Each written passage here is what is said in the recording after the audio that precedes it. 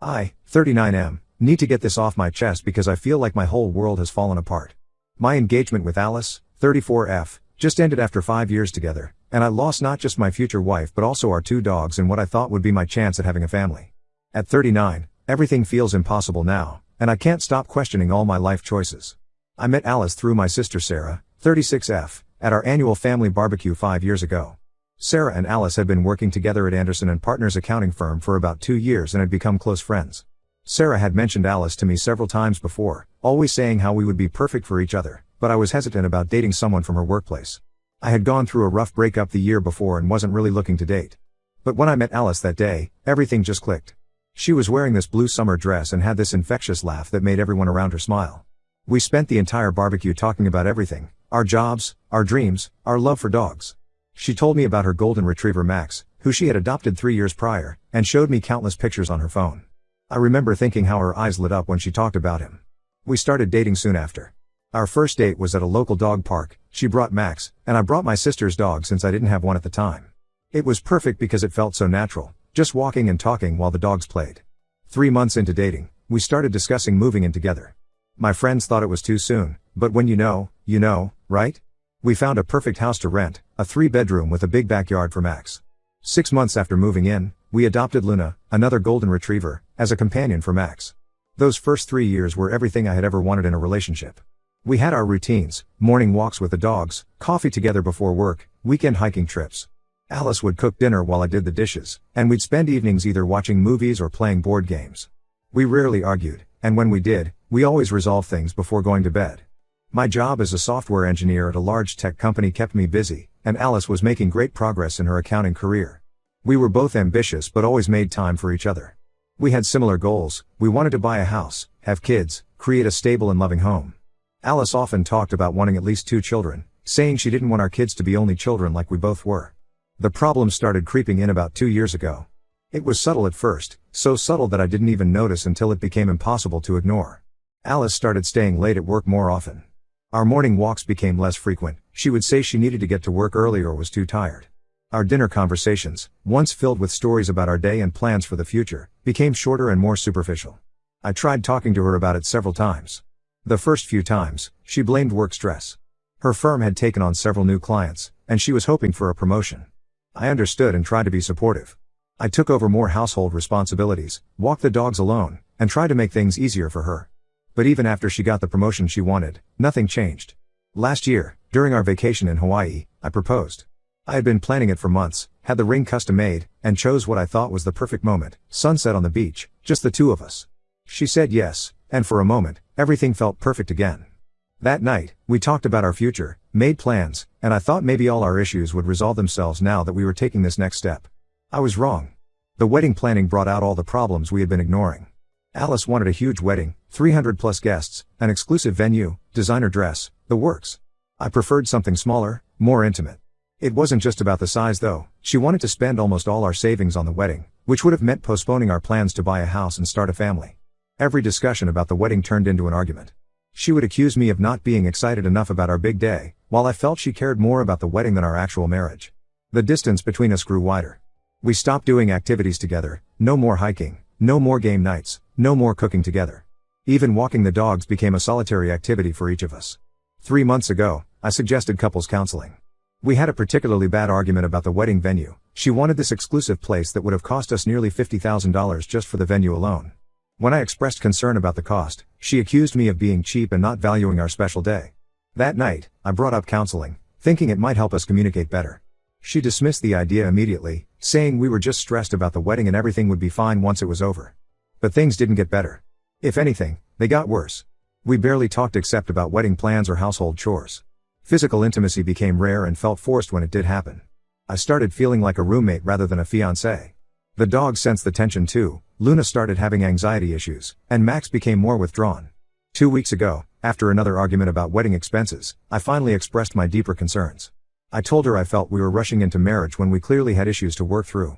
I talked about how we barely communicated anymore, how we seemed to want different things, how we needed to address our problems before getting married. That's when she dropped the bomb. She wasn't sure if she wanted kids anymore. This wasn't just a small change of plans, this was a complete shift in our future together. Having children was always part of our plan. We had talked about names, discussed parenting styles, even set up a separate savings account for future children's expenses. The next day, she called off the engagement. She said she had been having doubts for months but didn't know how to tell me. She had already looked at apartments and found one she liked. The worst part? She wants to keep both dogs because they're registered under her name, even though Luna was technically a gift from me to her. I'm devastated. My entire future that I had planned has disappeared overnight. At 39, I feel like I'm running out of time to have the family I always wanted. Most of my friends are married with kids in school already. The thought of starting over, of going through dating apps and first dates at my age, feels overwhelming. The house feels empty without Max and Luna. I miss their excited greetings when I come home from work, the sound of their paws on the hardwood floors, even the fur they would leave everywhere. I keep finding their toys under furniture and it breaks my heart all over again. Sarah has been supportive, saying I did the right thing by being honest about my concerns. But our parents think I should have tried harder to make it work. Mom keeps sending me links to articles about men finding love in their 40s and 50s, but it just makes me feel worse. Dad straight up told me I'm being too picky and should have compromised more. I know ending the engagement was probably the right decision, we clearly wanted different things. But I can't help feeling like I've thrown away my last chance at happiness. Is there any hope for someone my age to start over? Am I too old and damaged to find someone who shares my dreams of having a family? The thought of dating again feels overwhelming, but the thought of being alone forever feels even worse. Update 1. I never expected to be writing this update, and what I discovered has completely changed how I view the past 5 years of my life. A week after my original post, I ran into Jenny, 33F, Alice's cousin, at Wilson's Market while doing my weekly grocery shopping. I usually avoid this store because it's where Alice and I used to shop together, but I was in the area after taking Luna for her weekend visit. Jenny and I were always friendly but never particularly close. She looked uncomfortable when she saw me, and I could tell she was debating whether to stop and talk or pretend she hadn't seen me. Eventually, she approached me in the produce section, and what she revealed turned my world upside down even more than it already was. After some awkward small talk about how I was doing, Jenny told me she had been carrying a heavy burden. She had seen Alice with her ex-boyfriend Mark at La Maison, an upscale restaurant in Burlington, about 2 hours from our city. Jenny was there for a work conference about 3 months ago and saw them having what appeared to be an intimate dinner. At first, she thought maybe it was a work meeting, but then she saw them holding hands and kissing. Jenny started watching them more closely after that. She created a fake Instagram account to follow Mark, and what she found confirmed her suspicions. There were check-ins at various restaurants and hotels over the past 8 months, always in cities at least an hour away from where we live. She showed me the photos she had collected on her phone, Alice and Mark at different locations, dates matching perfectly with times Alice told me she was working late or away on business trips. Everything started making horrible sense. The late nights at work, the sudden business trips, the emotional distance, her resistance to couples counseling, and most devastatingly, her sudden change of heart about having kids. Jenny revealed that Mark had a vasectomy years ago after having 2 children in his previous marriage, something Alice knew but never mentioned to me. I felt physically sick looking at the photos. There was one from December, right after we had spent Christmas with my family, where they were at a ski resort together. Alice had told me she was on a girls' trip with her college friends that weekend. I remembered how she had barely texted me during that trip, saying the reception was bad in the mountains. Jenny admitted she had been struggling with whether to tell me. She and Alice grew up together, more like sisters than cousins, but she couldn't bear watching me blame myself for the relationship failing when she knew the truth. The final straw for her was when she heard through family that Alice was telling everyone I was emotionally unavailable and that's why she ended things. I spent that entire night reviewing old text messages, credit card statements, and calendar entries. The pattern was clear once I knew what to look for. The late night meetings always seemed to happen on Thursdays. The business trips were always to cities where Mark frequently traveled for his job as a sales executive. The next day, I confronted Alice. I went to her new apartment, the one she had somehow found so quickly after ending our engagement. When she opened the door, I simply showed her the photos Jenny had given me. She tried denying it at first, claiming Jenny was making things up because she was jealous of her success. But when I mentioned specific dates and locations, she broke down. Through tears, Alice admitted everything. She had run into Mark at a conference in Chicago last year, though now I wonder if that meeting was really as coincidental as she claimed. They started talking, then texting, and eventually, it turned into something more. She claimed it was just emotional at first, she felt we were drifting apart, and Mark understood her in ways I supposedly didn't. But the worst revelation was about our dogs. The reason she insisted on keeping both Max and Luna wasn't just because they were registered in her name. She and Mark had already planned their future together. He owns a house in a nearby city with a large fenced yard, and they had discussed moving in together. She was going to take our dogs to live with them in their new life. I was devastated all over again. Luna was my gift to her for her 30th birthday. I had spent weeks coordinating with the rescue center, getting everything ready, making sure she would be a good match for Max. The thought that she was planning to take both dogs to live with the man she cheated with made me physically ill. Sarah exploded when I told her everything. She immediately cut all ties with Alice at work, which caused quite a stir since they had worked together for years. She also made sure everyone in their social circle knew exactly why our engagement ended. The office gossip spread quickly, and apparently, Alice has been having a difficult time at work since then. My parents, who had been giving me grief about not trying hard enough to save the relationship, completely changed their tune. Mom stopped sending me dating articles and started bringing me dinner instead. Dad, who rarely shows emotion, actually hugged me and apologized for doubting my judgment. The most practical mess to deal with has been our finances. We had a joint savings account where we'd been putting money away for the wedding and our future home. After discovering the affair, I checked the account activity and found that Alice had been gradually moving money to her personal account over the past few months. My lawyer says we have a good case to recover my share of the funds, especially since we can prove she was using some of it to fund her trips with Mark. The only small victory in this whole mess is that I managed to get partial custody of Luna. After presenting evidence that she was a gift from me and demonstrating that Alice's living situation was less stable than she had initially claimed, we reached a custody agreement through our lawyers. I get Luna every other week and every other holiday. It's not perfect, but at least I didn't lose her completely. I'm still processing everything. The pain has shifted from sadness about losing our future to anger about being deceived for so long.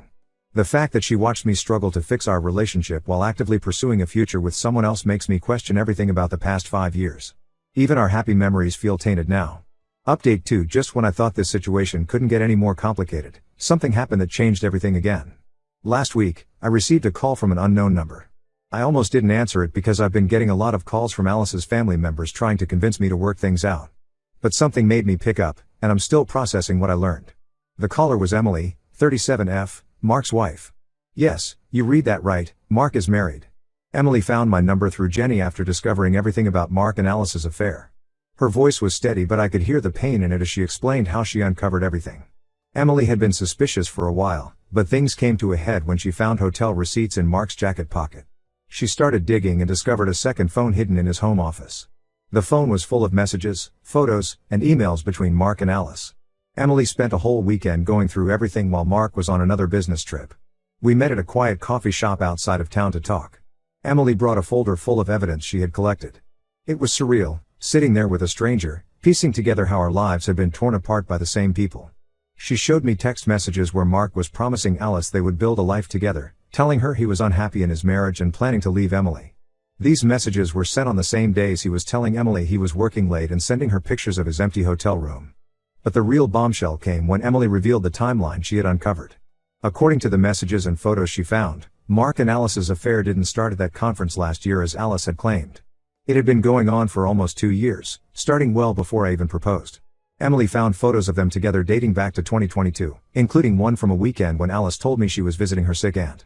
I immediately called Jenny to confront her about this. She broke down and admitted she had suspected something was going on much earlier but wasn't completely sure. She had seen Alice and Mark together at a family wedding 2 years ago, but Alice explained it away as a coincidental meeting since Mark's company did business with her firm. Jenny said she didn't want to create problems without solid proof, but now she feels terrible about not saying something sooner. Emily and I decided to confront them together. We figured they couldn't lie their way out if we both presented our evidence at the same time. Emily confronted Mark first at their home, while I arranged to meet Alice at a local park where we used to walk our dogs. When I showed Alice the complete timeline Emily had discovered, including photos and messages from 2 years ago, she completely broke down. She admitted everything, how she and Mark had reconnected at her firm's holiday party in 2022, how they started meeting secretly, and how she had convinced herself that what we had wasn't real love because Mark made her feel alive. She confessed that she had been hoping Mark would leave Emily, and that's why she had been stalling our wedding planning with endless venue discussions and budget issues. The custody arrangement for Luna has become complicated now. Alice called me yesterday, crying about how she's having to move to a smaller apartment since her plans with Mark fell apart.